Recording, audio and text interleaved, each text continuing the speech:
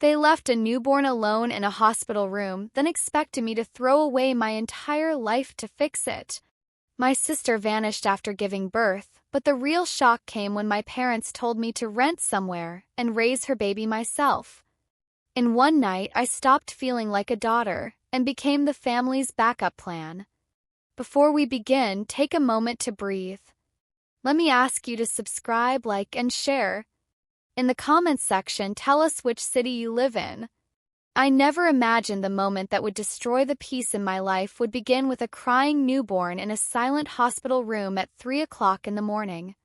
Until that week, everything about my future had felt predictable in the best possible way. I worked remotely for a small marketing company, rented a modest apartment across town, and spent most evenings enjoying the quiet independence I had worked so hard to build after college. My relationship with my family had always been complicated, especially with my older sister Vanessa, but it was manageable as long as there was distance.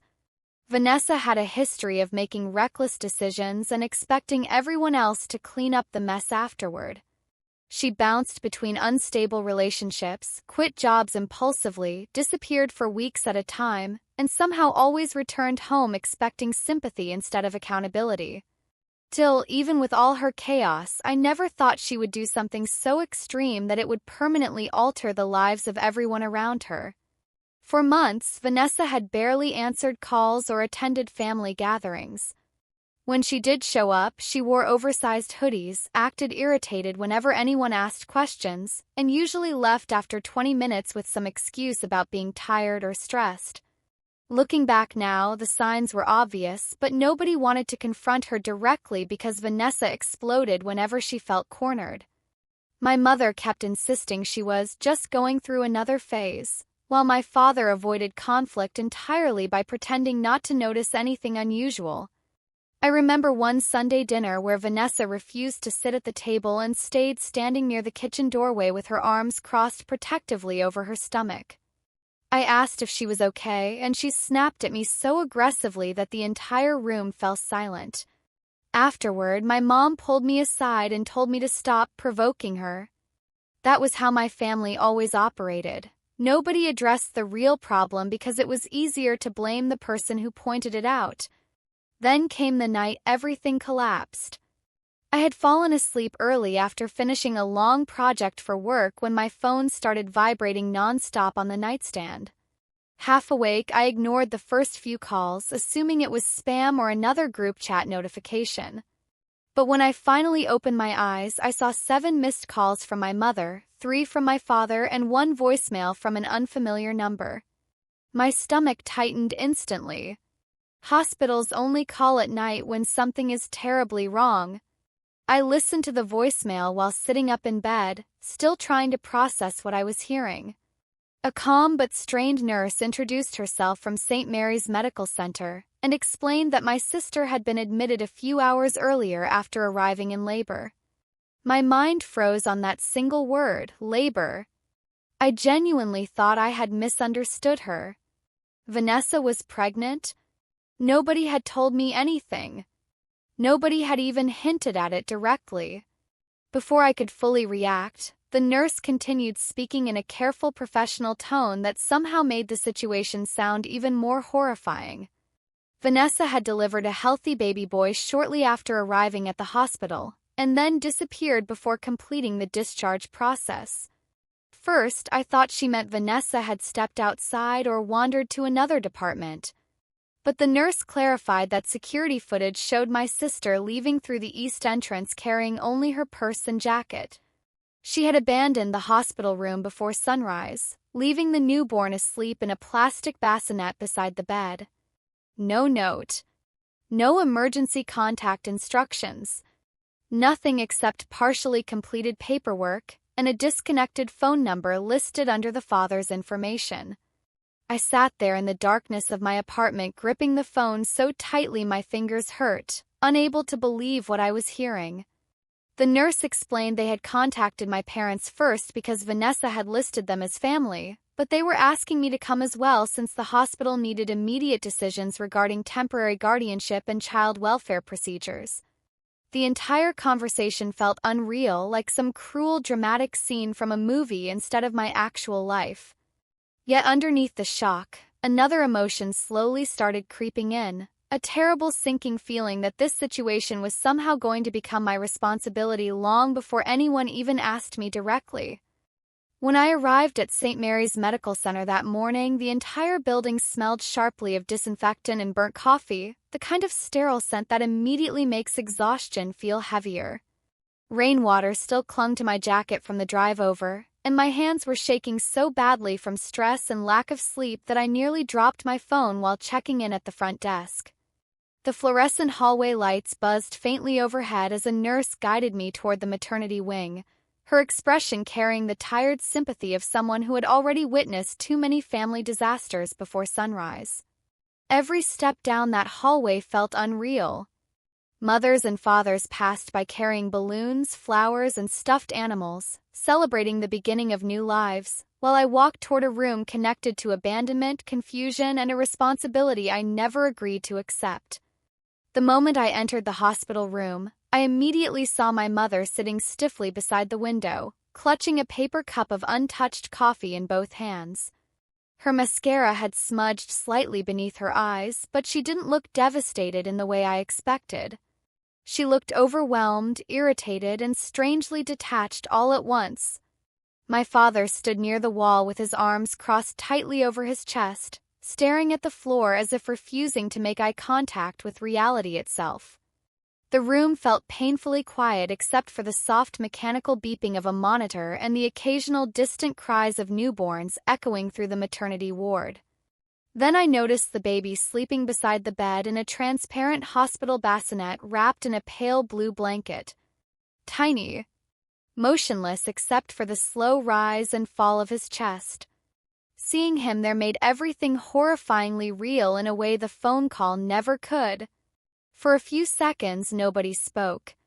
My mother simply looked at me like she had been waiting for backup to arrive rather than her youngest daughter. Finally, my father cleared his throat and said in a flat voice, "Your sister made a terrible mistake, but the baby is innocent." I nodded automatically because, obviously, the child had done nothing wrong. He hadn't chosen any of this. But before I could even gather my thoughts, my mother leaned forward in her chair and quietly added, "We need to figure out what happens next." Something about the way she said it made my stomach twist immediately. There was no grief in her tone. No discussion about helping Vanessa or finding out where she went. The conversation had already shifted entirely toward logistics, toward solving a problem as quickly and conveniently as possible. I asked whether the hospital had contacted child services yet or if there were legal procedures already being discussed. Instead of answering directly, my father sighed heavily and rubbed his forehead. "We're too old to start over with a baby," he muttered. My mother quickly followed with, "And your father's health hasn't been great lately." I stared at them in confusion because neither statement explained why I had been urgently summoned there at dawn. Then my mother finally said the sentence that would replay in my head for weeks afterward. "You're young, you work from home, and you don't have children yet. You could rent somewhere bigger temporarily and take care of him until things settle down." For a moment, I honestly thought I had misunderstood her. The suggestion sounded so absurdly casual that my brain refused to process it correctly. Rent somewhere? Take care of him temporarily? They were discussing an actual newborn baby as though he were extra luggage that needed storage until life became convenient again. I stared at my mother, waiting for some sign she was joking, but her expression remained completely serious. My father finally looked at me and added, "Family helps family. Vanessa clearly isn't capable right now." Pressure in the room became suffocating almost instantly. I hadn't even fully processed the shock of discovering my sister had secretly been pregnant, given birth, and abandoned her child only hours earlier, and already my parents were constructing a plan that revolved entirely around sacrificing my life to contain the fallout. I reminded them that I lived in a one-bedroom apartment barely large enough for myself. I explained that I worked long hours, had no parenting experience, and wasn't emotionally or financially prepared to raise a child overnight. But every concern I raised was brushed aside almost immediately. My mother insisted babies don't need much at first. My father said plenty of people figure things out under pressure.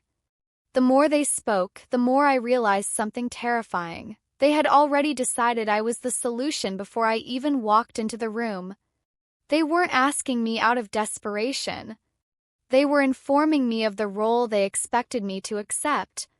Meanwhile, the newborn beside us shifted slightly in his blanket and let out a tiny sleepy sound, completely unaware that the adults surrounding him were quietly trying to hand his entire future to the nearest person least prepared to refuse.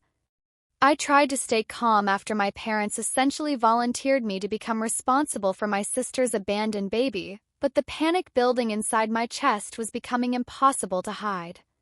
The hospital room suddenly felt too warm, too small, too suffocating. Every fluorescent light overhead seemed painfully bright, and the constant soft beeping from nearby machines only sharpened the tension crawling under my skin. I remember gripping the edge of the chair beside the wall just to steady myself while my parents continued speaking as though they were discussing a difficult but manageable household inconvenience instead of a life-altering responsibility. My mind was racing through practical realities they seemed completely willing to ignore. I was 24 years old.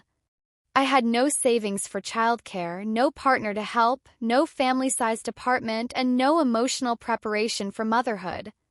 I could barely maintain balance in my own life some weeks.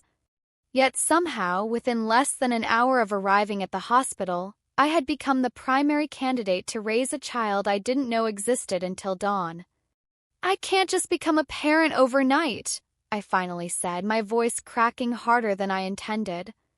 "This isn't like watching someone's kid for a weekend." My father exhaled impatiently through his nose as though I were being dramatic instead of realistic. "People adapt," he replied. "Families survive harder situations than this all the time." My mother nodded immediately in agreement, adding that maybe this situation had happened for a reason. That sentence made something cold settle inside me. I hated how quickly they were transforming chaos into obligation, guilt into destiny. The baby had only been alive for a few hours, and already they were rewriting my future around him while pretending it was noble sacrifice instead of emotional pressure. I reminded them that I worked remotely because my job demanded constant availability, deadlines, client meetings, and unpredictable hours, not because I sat comfortably at home doing nothing all day. But my mother brushed that concern away with a small wave of her hand. "Working from home makes this easier for you than for most people," she insisted. "Easier?" I almost laughed from disbelief. Nothing about the situation felt remotely easy. My apartment building didn't even allow long-term additional residents without lease approval, and I knew infants required more than affection and good intentions. There were medical expenses, legal complications, sleepless nights, formula, diapers, emergency care, daycare planning, insurance paperwork, an entire avalanche of responsibilities that my parents seemed determined to reduce into one simple statement: "You'll figure it out." What made everything even more painful was how predictable this dynamic suddenly felt. Vanessa had spent most of our lives escaping consequences while I quietly absorbed extra responsibility to keep peace within the family. If she forgot bills, someone else covered them. If she quit another job impulsively, my parents called it stress. If she disappeared after arguments, everyone waited patiently for her return while excusing her behavior as emotional instability or just being overwhelmed. Meanwhile, I had always been treated as the dependable daughter. Calm one. The mature one. The one who could supposedly handle pressure without collapsing. Growing up, that label sounded almost complimentary. Sitting in that hospital room, however, I finally understood the ugly truth underneath it. Dependable people become convenient targets for emotional sacrifice. My father began pacing near the window while insisting there were no other realistic options. According to him, foster care would traumatize the child, adoption systems were unreliable, and involving legal services too early would create permanent complications for Vanessa if she eventually returned. Every argument somehow circled back to protecting my sister from consequences rather than protecting me from being consumed by them. I asked the obvious question nobody else wanted to answer aloud. Why is everyone talking about my responsibility instead of asking where Vanessa is? The room went silent instantly. My mother stared down into her coffee cup while my father's jaw tightened. Neither of them had a real answer because deep down they already knew the truth.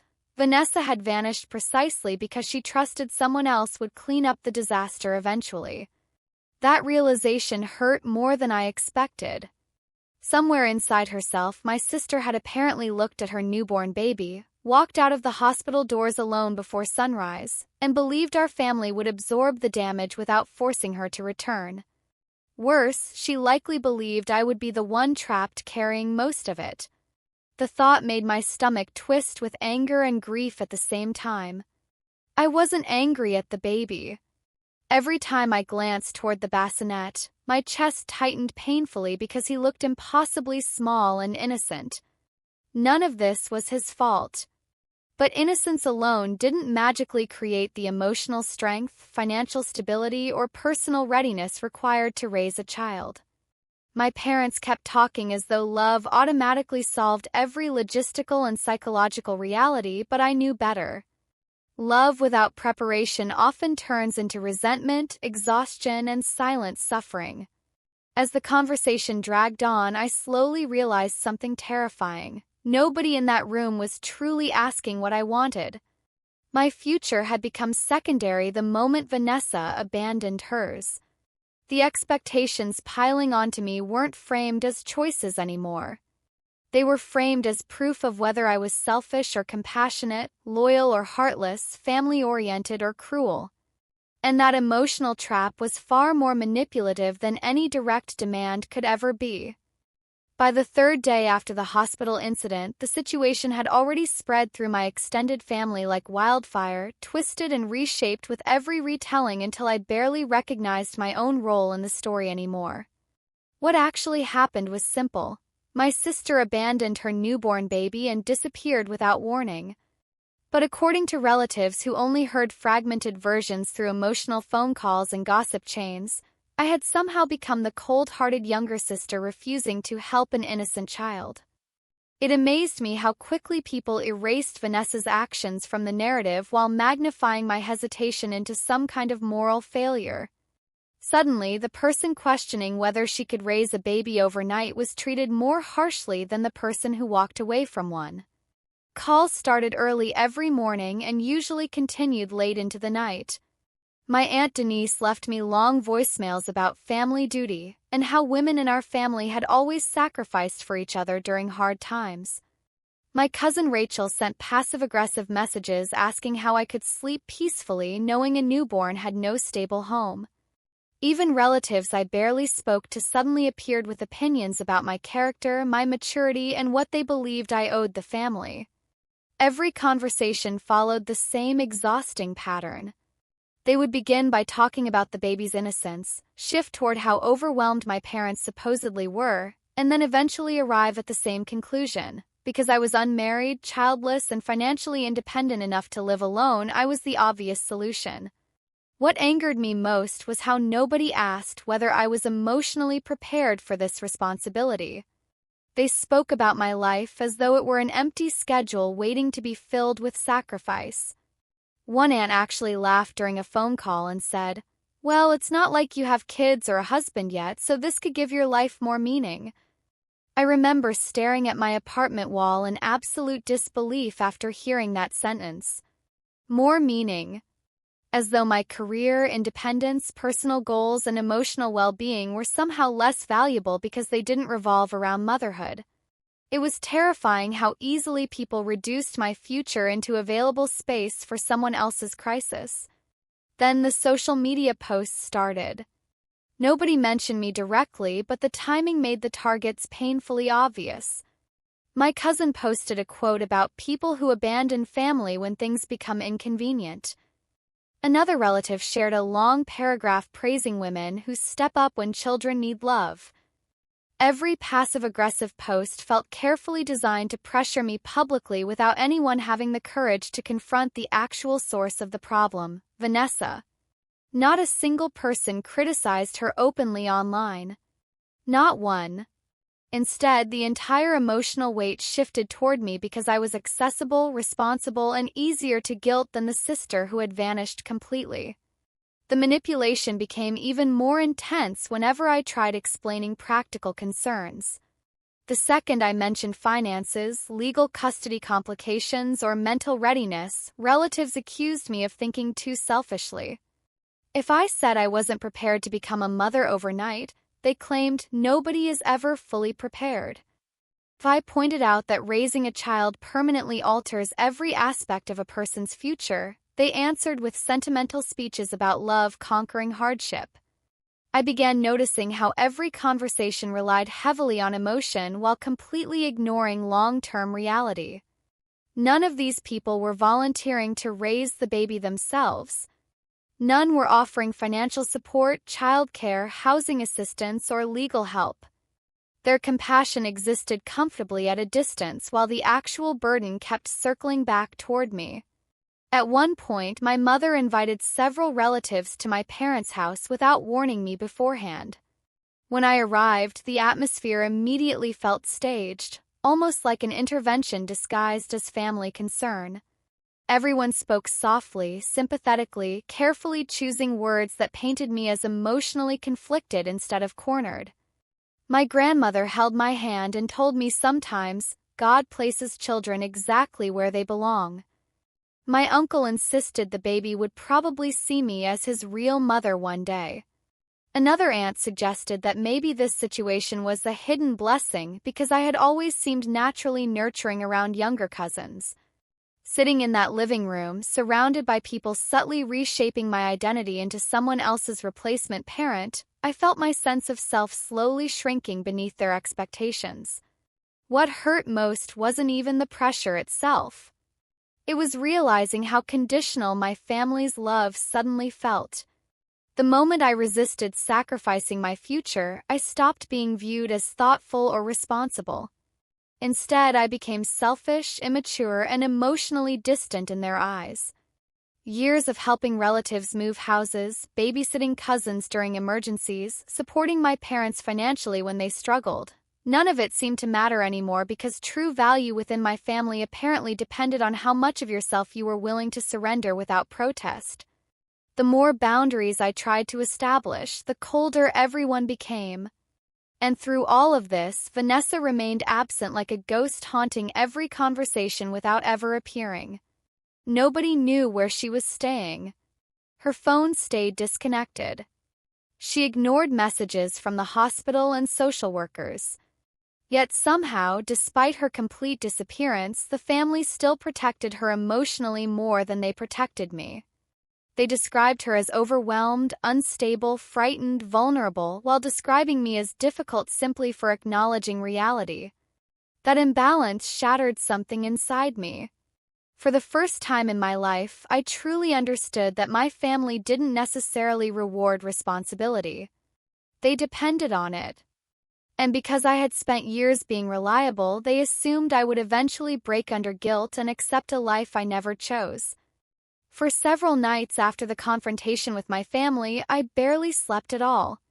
Every time I closed my eyes, my mind replayed the same images in endless loops. The pale hospital room, the empty bed where Vanessa should have been, the newborn wrapped tightly in a blue blanket, my mother calmly suggesting I rent somewhere, as though relocating my entire life for a child I never agreed to raise was a temporary inconvenience instead of a permanent transformation. Even when my apartment was completely silent, I still imagined hearing distant infant cries echoing in the back of my mind. I would wake up around 3 or 4 in the morning with my chest tight and my thoughts racing so fast I could barely breathe normally. Felt like my entire future had been shoved to the edge of a cliff, and everyone around me kept insisting the only moral choice was to jump. The guilt became especially unbearable because of the baby himself. No matter how angry I felt toward my parents or Vanessa, none of that anger transferred onto him. He had done absolutely nothing wrong. He didn't ask to be born into chaos. He didn't choose a mother who disappeared before sunrise or relatives who immediately turned his existence into an emotional battlefield. Every time I thought about him alone in the nursery surrounded by strangers, something inside me cracked painfully. I remembered the second time I visited the hospital after work, standing beside the bassinet while a nurse adjusted the tiny knitted cap on his head. He had reached outward instinctively and wrapped his miniature fingers around one of mine with surprising strength. That tiny movement destroyed me emotionally far more than any argument with my family ever could. In that moment, he stopped feeling like an abstract responsibility and became heartbreakingly human. For several minutes, I simply stood there staring at him while emotions crashed against each other inside my chest. Part of me imagined what life would look like if I said yes. I pictured bringing him home, decorating a nursery corner inside a cramped apartment, learning how to hold bottles properly, surviving sleepless nights, eventually hearing his first words or watching him take his first steps. There was a terrifying tenderness hidden inside those thoughts because I knew I was capable of loving him. That possibility frightened me almost as much as the responsibility itself. Love creates attachment, and attachment creates permanence. If I allowed myself to emotionally step into the role my family wanted me to occupy, there would be no realistic way back out later without destroying both of us.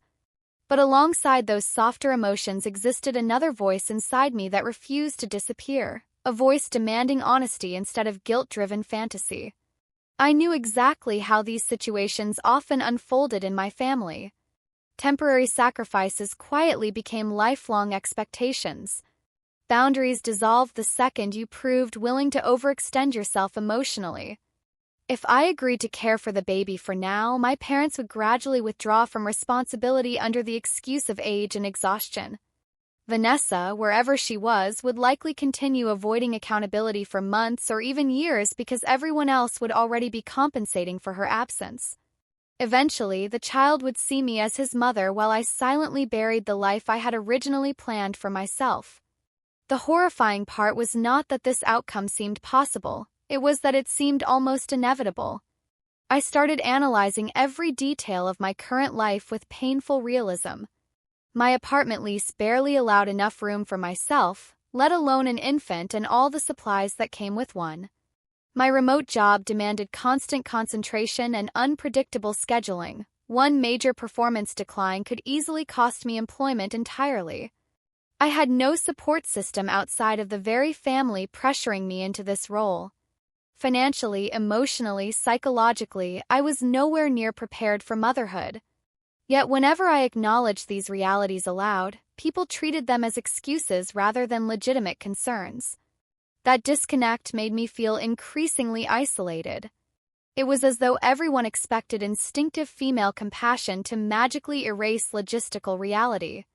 One night, after hours of staring blankly at my ceiling unable to sleep, I finally admitted something to myself that I had been avoiding because it felt cruel. Loving a child is not the same thing as being able to raise one properly.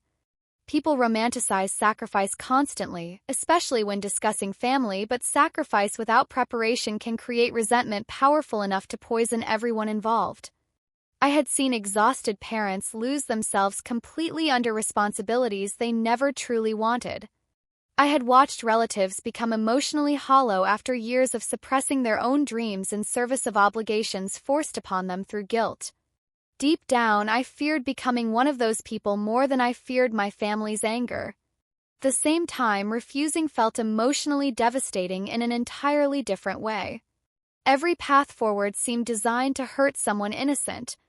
If I walked away completely, the baby might enter foster care or another uncertain situation. If I accepted responsibility, I risked losing my identity, freedom, stability, and future piece by piece until I no longer recognized my own life. No option felt good. No option felt clean. That was the cruelest part of the entire situation.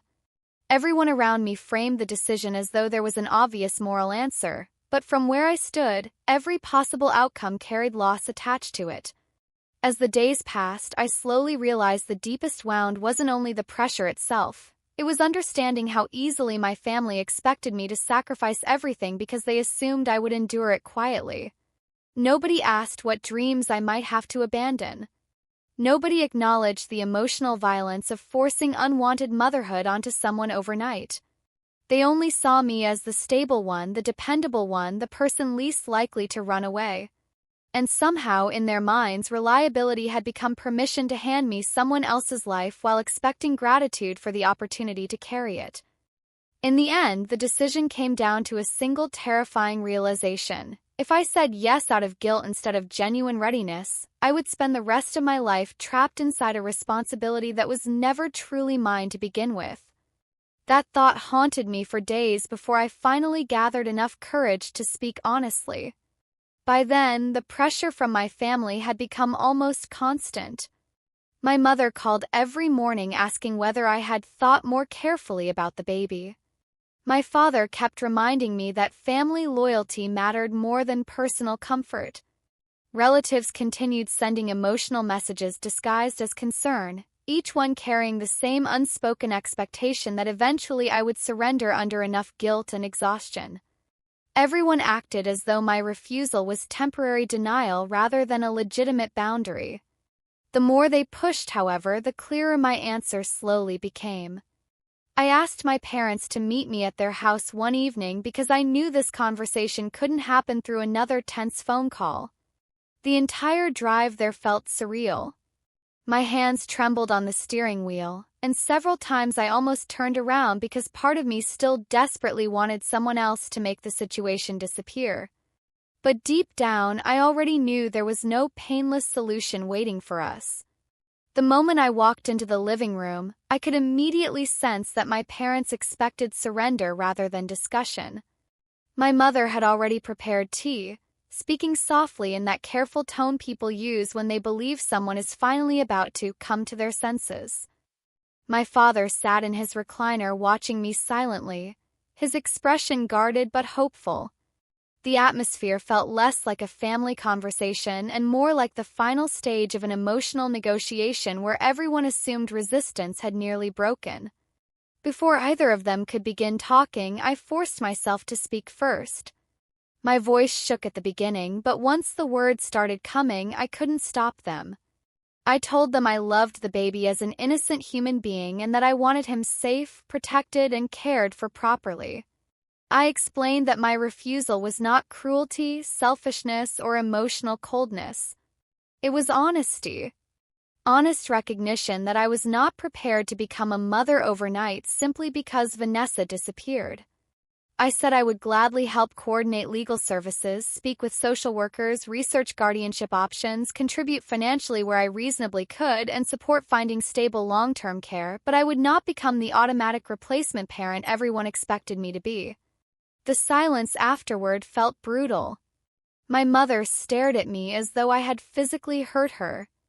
My father's jaw tightened slowly while disappointment spread across his face in visible waves. For several seconds, nobody spoke at all. Then my mother whispered, "So you're really willing to let your own nephew grow up without family?" Question hit exactly where she intended it to. Guilt crashed through me instantly, sharp and suffocating. But this time, instead of collapsing under it, I forced myself to stay grounded in reality. I reminded her that the situation existed because Vanessa abandoned her child, not because I refused to erase the consequences afterward. That sentence changed the atmosphere immediately. My father stood up so abruptly his chair scraped against the floor. "You're talking like a stranger instead of family," he snapped. "Sometimes people sacrifice for each other whether they're ready or not."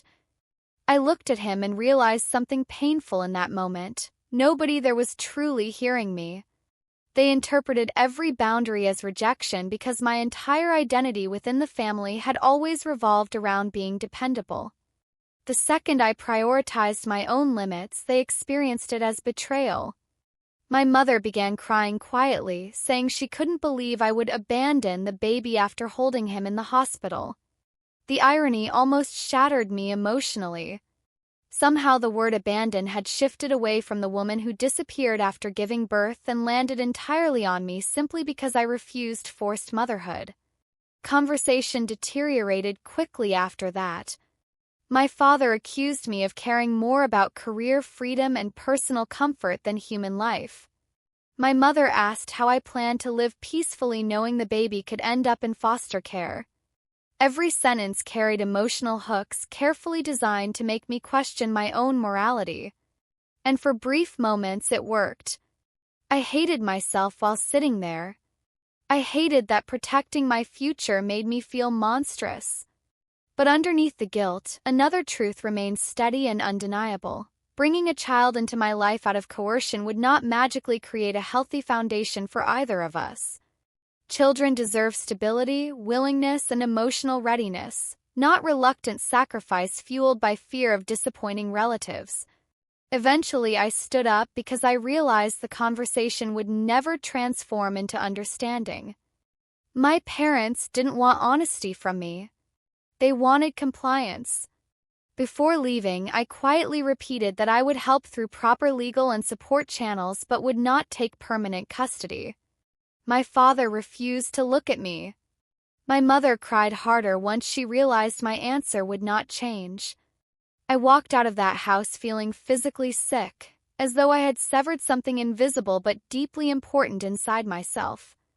The drive home blurred together through tears I kept trying unsuccessfully to stop. 3 days later, I finally received the first direct message from Vanessa since the entire nightmare began. No apology.